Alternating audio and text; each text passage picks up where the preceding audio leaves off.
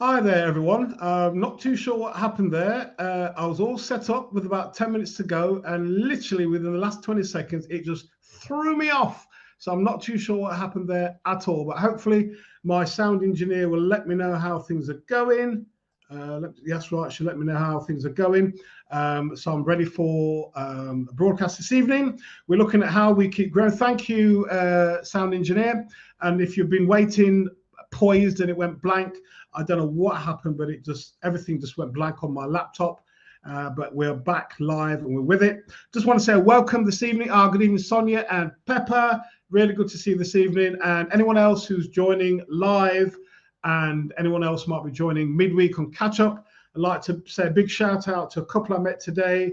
It's Helen and James. I met at a wedding celebration today. And also a big shout out to Adrian, who I met at the weekend, who has been following me quietly. So big shout out to you, Adrian. Thank you very much indeed. If you just check them on YouTube as well, my trusted sound engineer, that's fantastic.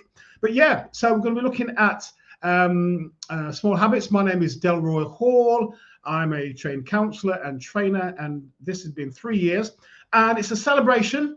It's a little over 3 years since I've been doing the broadcast. So here's a toast to the future of this broadcast. I guess it'll change over the time. But yeah, good evening, Catherine. Really good to see you on YouTube. So this is celebration. Those of you remembered.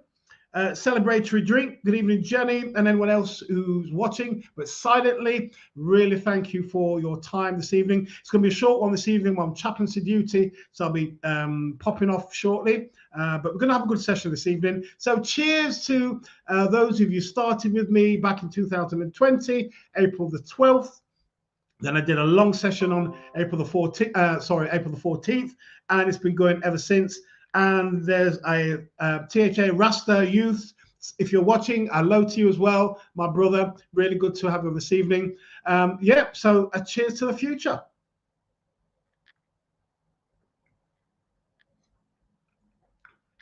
Fanta.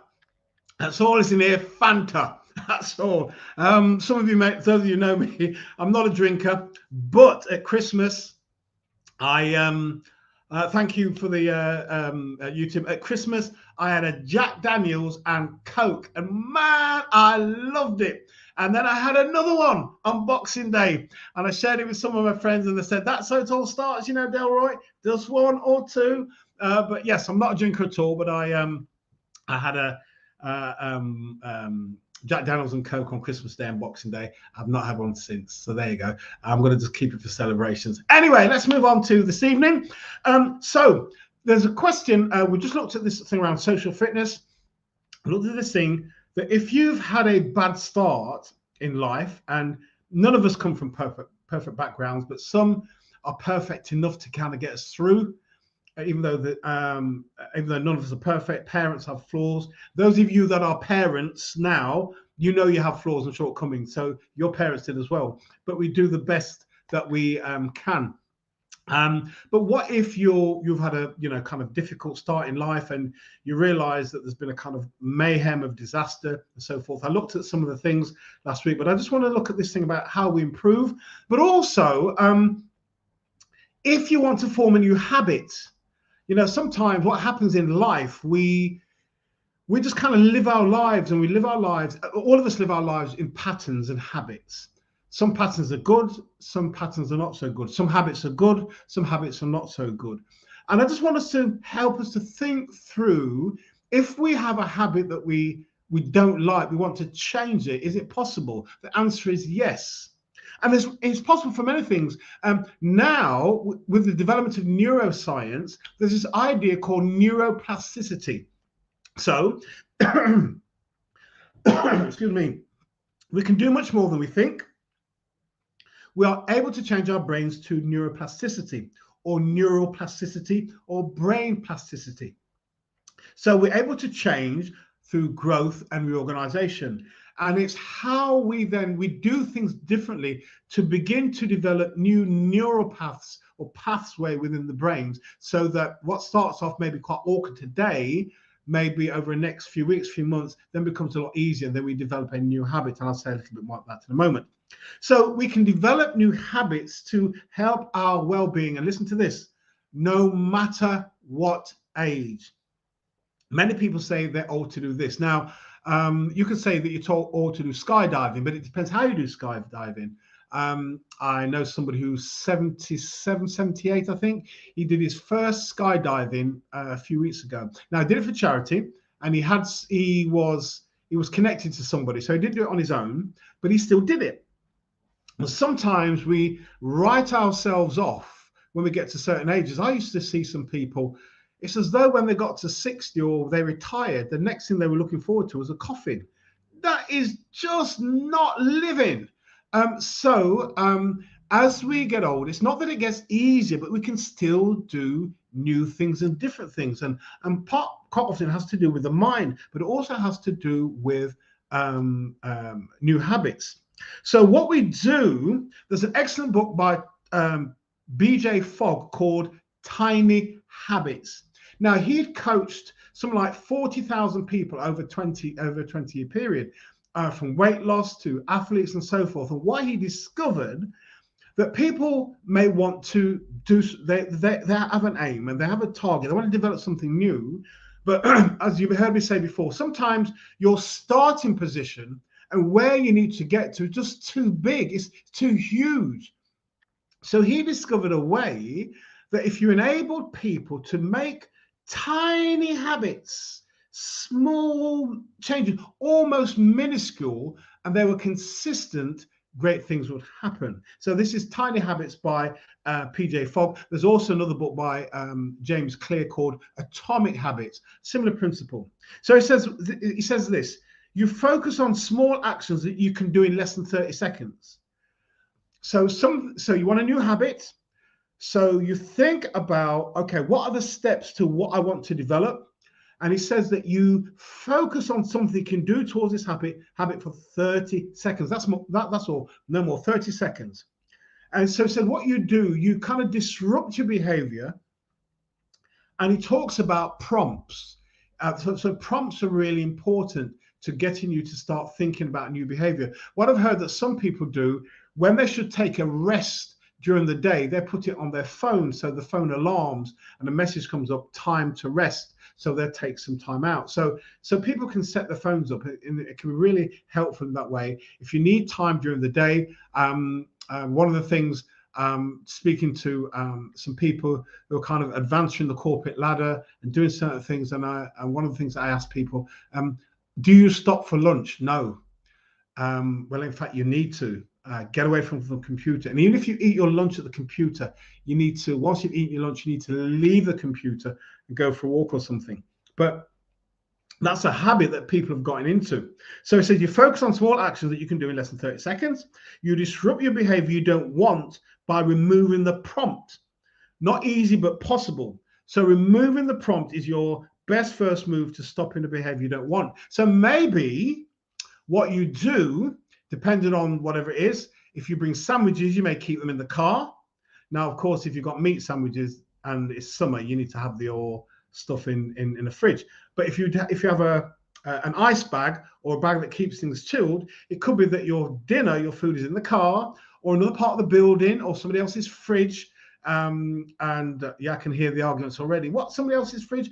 And people eating it out and all the rest of it? Well, people tend not to if it's in an ice bag, but you put it in a bag, a lunch bag, and so then you have to leave the computer and walk to where you need to go. So that's really important. So another example in terms of these simple habits. So for example, we know that flossing your teeth is really important. You brush your teeth, you floss. You brush your teeth, you floss, and you keep doing it. You do one thing, then you do another. And one of the things that's really important, so what I've got started to do now, when I wake up, I drink a half liter of water. First thing I do, I love my coffee, love my fruit in the morning, but before I do anything of that, I drink half a liter of water.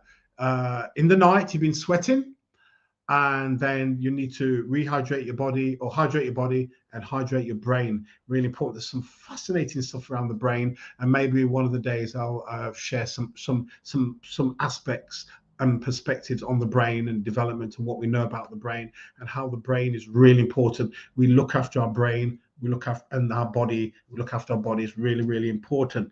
So these are some of the things that you need to focus on. So what is it that you want as a new habit? You've got to be really, really clear about that. And sometimes if we just think about things, I don't know if you're like me, but if I just have stuff in my head, it's all kind of jumbled up. There's kind of competing thoughts and ideas. But what really helps me, and it helps some people, if you externalize it or you put it down on paper. So you write, what is it I want to do? This is what I want to do. And then you might look at it and you might think, well, you know what, maybe not. So what you do, keep tweaking it, rewriting the sentence, rewriting the phrase, rewriting the paragraph until you hit the sweet spot. This is what I want. And it doesn't matter if it takes you some time, because you need clarity on what you want to change. That's really important. So when you've decided what you want to do, the next thing is look at some of the best behavioral solutions to get to where you need to get to. So again, on paper, think on paper. I'm a real big believer on that. Think on paper. You can see it. You can tweak it. When things are in your head, sometimes you can't do all that type of stuff, but you put it on paper. You write down the best solutions. Well, can I do it? Can I not? And then you may ask the question, of all the things that you put down, what is the one thing that will cause the biggest impact on where I need to get to? So it's focusing on all the things that you've done, and then out of all the things that you've written down, what one thing, if you really focus on, is really going to help you to get where you need to get to. It's really important. So just want to say a quick welcome to anybody who's joining late. Apologies for those who were there bang on 7. Don't know what happened to the system. Threw me out completely. And if you're just logging in now, really good to see you. Also, if you're watching later on, that's good too. If you want to stop me, ask a question, say something again, pose a comment or a thought, please. Certainly on Facebook, I can see it. Facebook and YouTube, and I think LinkedIn. Not too sure about, no, Twitter I can't, but certainly Facebook, LinkedIn, and YouTube. If you want to add a comment or you want to ask something, please do. Really important. So you look at the best solution.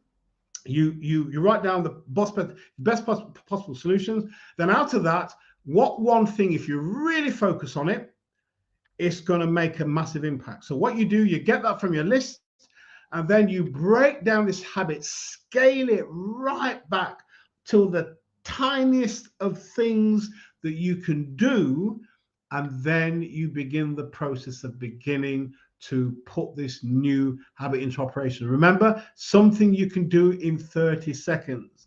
And what happens, you start with 30 seconds, then 45 seconds, then a minute 15, then a minute and a half. So you're building up slowly over a period of time, allowing the brain to adjust, allowing the brain to develop new neural pathways, so this new habit can become a part of what you're doing.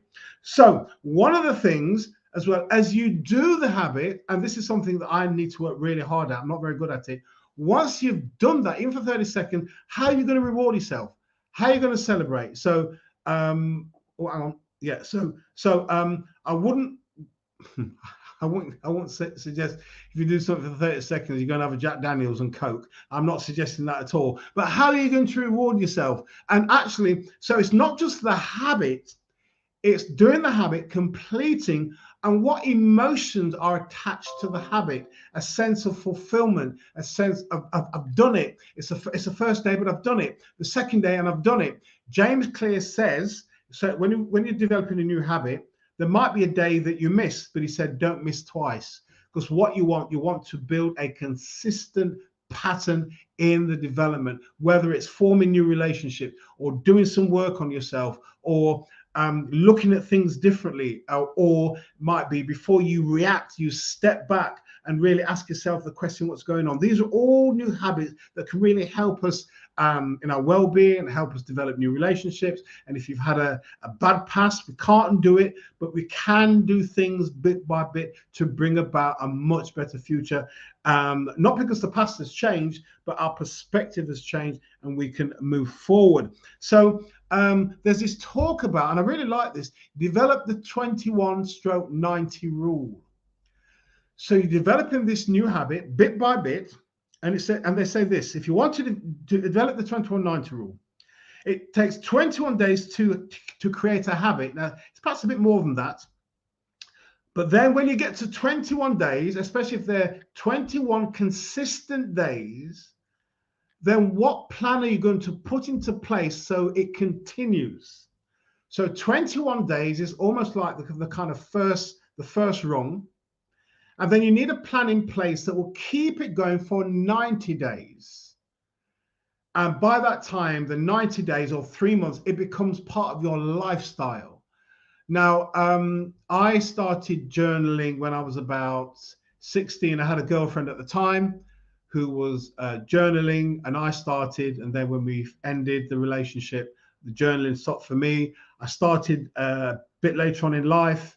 And then I stopped. But before 1999, I started kind of proper then. But I did I worked through a book.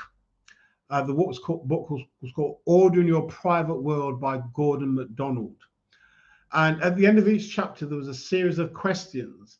And one of the disciplines after the questions was writing a one-page journal.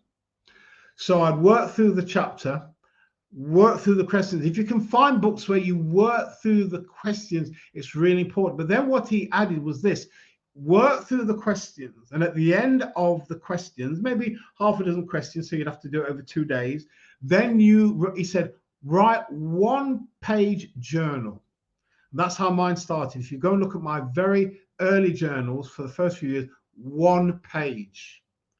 Started off with 1 page, and then page and a half, 2 pages. Then I did Morning Pages by Julia Cameron. Those of you who may know about Julia Cameron's work on Morning Pages, 3 pages. But it started off a bit hit and miss, but then 1 page.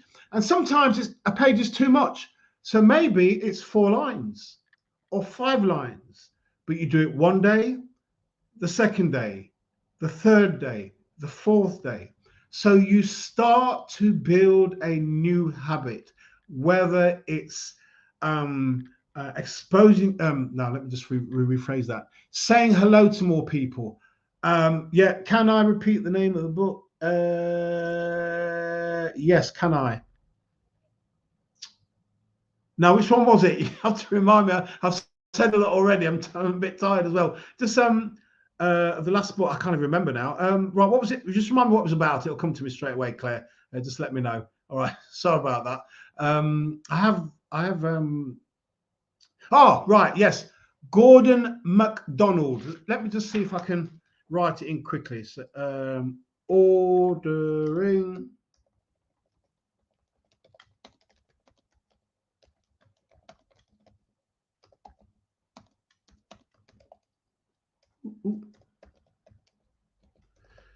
Gordon Mac.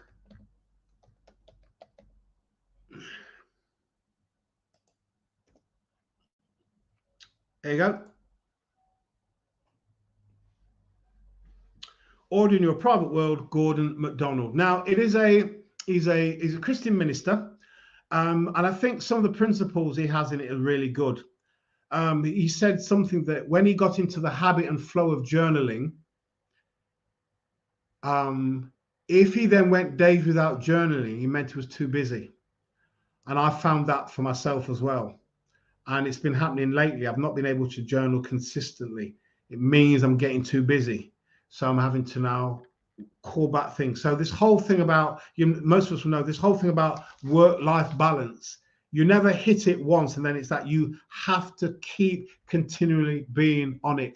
Working for myself, taking on new projects and so forth, and then you can get into a real kind of hamster wheel thing. And then I look at the diary and I start slowing things back, check on things. So I do journal, but not daily. So I might do a good day on Sunday, which is my day of kind of reflecting on the week and so forth. But daily journaling for me is really important, and it doesn't have to be long. But again, it's the habit of doing it. Some people just advocate 5 or 10 minutes in the morning, 5 or 10 minutes in the evening. Some would say perhaps even less. 5 minutes in the morning. It's just a way of slowing things down, getting yourself together, keeping yourself in check. Really important. So whilst I'm sharing stuff with you, I'm also in the same battle as well. Some things I do really well. Some things I'm battling and struggling with like anybody else. But it's something, and teaching it just kind of reinforcing it for me that I need to remember. Okay, so the 21-90 rule, really important. Begin slowly, bit by bit, little by little. If you can do it for 3 months, so then you can see what happens over a year as you start to, the way that human development it does take time. I know there's ideas that people can change instantly and so forth and all the rest of it, and that might be possible, but quite often human behavior takes time to change. But you can imagine if you spend 3 months so that a new habit becomes a lifestyle, then you take up something else. So what happens over a year period, you perhaps will have developed 3 or 4 new habits that will be helpful for your well-being. So you might be starting off here now and your diet's not very good or whatever it might be, but in a year's time, if you're consistent with what you do, possibly in a year's time, you'll feel better, weigh less, feel far healthier, more energetic. I've always said to individuals, if you want to start running, and running has never been your thing, it's really difficult. You have to really be careful. A friend of mine has just started, and literally within 2 weeks, she's injured herself. And I'll say to folks, if you want to start running, don't go out for a half an hour run. Your body will not last, but your body will take this. You get yourself, and I would really advocate not running on pavements. Really, run on parks. There's a park near you. Go with somebody if you feel a bit conscious. So basically, what you do, you walk for 30 seconds, run very slowly for 30 seconds. If 30 seconds is too much, for 15 seconds, and you stop, and you walk for 30 seconds, and then you run again for 30 seconds or 15 seconds. And then you stop. You might do that for 2 minutes or 3 minutes. You stop. You go home. The following day, you go back out, or the next one day. Same thing again. 30 minutes walk, 15 seconds run, and maybe the 3rd or 4th week, half an hour walk and 45 seconds or 30 seconds run. Really important. Slow steps. Really important. So the other things, how do we improve? We improve little by little, stage by stage, but clearly know what you want. That's really important. What are you focusing on? If you're focused on something, it means that your attention, your focus, your energy will be focused on that one habit. And then when you find out this is what I want to aim for, then you scale back, break it down in parts so it becomes manageable. Even if some people Delroy, I really want to read more, and I know I should do, but I just find reading hard work. Okay, don't start with a chapter, start with a page, and if a page is too much, start with 1 paragraph and just read a paragraph. Put the book down, but have a prompt. Maybe put something on your phone when you get in at night at 7 o'clock, your alarm goes off, read 1 paragraph. That's all the message needs to be. And you perhaps do it for 2 or 3 weeks. And then the 3rd week might be read 2 paragraphs. Just take your time, build up to it. It's really, really important. When I was graduating years ago, I met, I don't know if I've shared this here. I met a guy who was a chaplain at one of the large prisons in London. So we were asking about our studies and so forth. And he said to me, now this guy would have been in his late 40s, early 50s. He said, I can't remember the name of the book now. He said, somebody gave me a book as a teenager. And he said, I tried to read it and I couldn't make sense of what this woman was writing about. He said, I read the book. I tried to read the book at 19. No joy. I tried to read the book when I was 25, and he said, I've traveled to different parts of the country and the book came with me. And I read the book at 30, nothing. 35, I think it was 40. He said he'd got this book for over 20 years, and he said, I'd never fully understood it. And this is what he did. I'll kid you not. He said, Delroy, what I did, I read one sentence at a time, and I said I wouldn't move on to the next sentence until I understood the sentence that I read.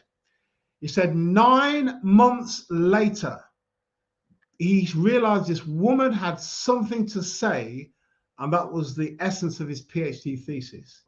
He took the time to read this book, and 9 months later, having read the book one sentence at a time, understanding the sentence and moving on to the next, 9 months later, he said to me, this woman had something to say.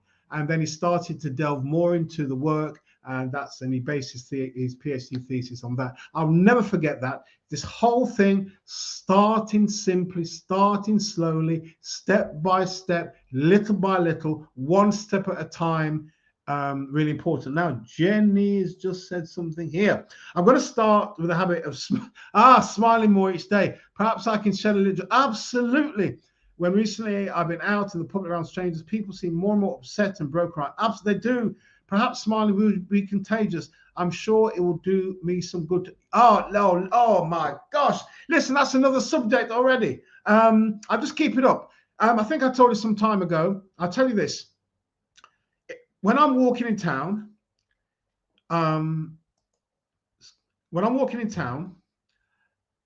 if somebody looks at me, it is an opportunity to say hello, and I do.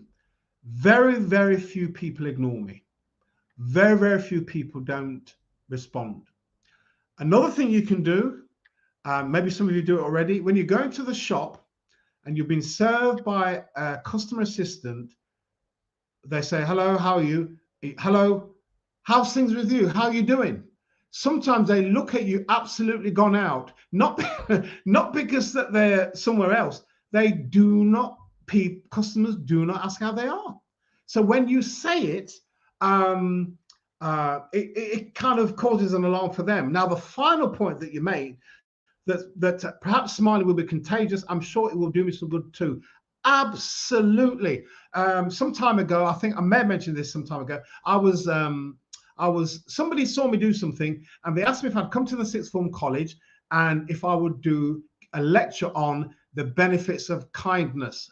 Oh man, let me tell you, if you are kind to people, not only are you helping them out, that whatever it might be, but the amount of changes and chemical reactions and what happens to the body. So if we help people, we're kind to people, we're generous and we're gracious and we have gratitude, it affects our physiology, it affects our blood pressure, all positively. It lowers them, it boosts our immune system, it increases our respiratory system. There is a massive effect on our bodies if we are kind to people. So smiling to people, and you rightly said, there's a lot going on. A lot of people are really distressed at the moment because we've just come out of COVID, and then we heard a bit just at winter time where people are still getting it, but also this cost of living crisis and people struggling, mortgage rates going up, thanks to Truss and Kwarteng and whatever they did. But yeah, so now, if any time is a good time to be really gracious to people, is now. So Jenny, and those of you that are listening, smile at people, say hello, and see what actions you get back. Remember, I started this thing 3 years ago, this broadcast. I didn't even know what was going to happen. I didn't think I'd be doing it for 3 years. I thought I might only be doing it for the first lockdown, and that's it. But now meeting people who've been watching it but never commented, and they've said to me, Delroy, keep up the good work now. That's got to make you feel good because you're helping people. So this whole thing, this little habit, so smiling, absolutely smile, say hello, how you doing? Man, I tell you, hey, listen, Jenny, if you do it this week, I'll give you center stage next week. If anything happens, just let me know then, or let us know if you feel to share. just let us know of some of the things that might have happened this week. And not just Jenny, but anybody else who's on this broadcast this evening. If you think, if it's something you want to do, try it.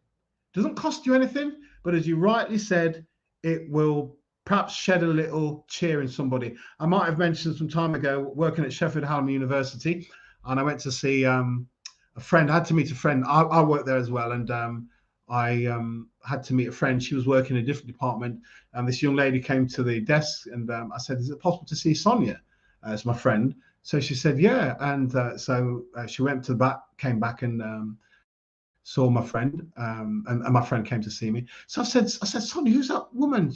I can't remember her name now. I said, "What an attractive woman! She's lovely." And Sonia said, "Do you want me to tell her?" So I said, "Yeah."